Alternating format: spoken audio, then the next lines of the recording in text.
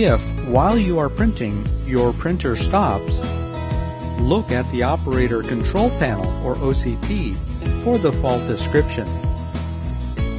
If the error code is 17005, the fault is top laminate feed fail. Open the laminator covers.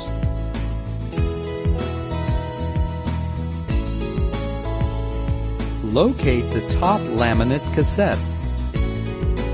Remove the cassette.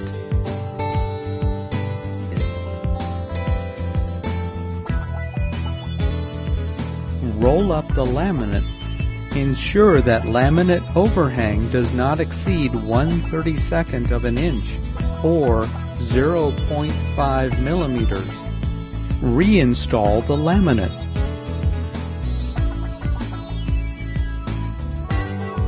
Close the laminator covers.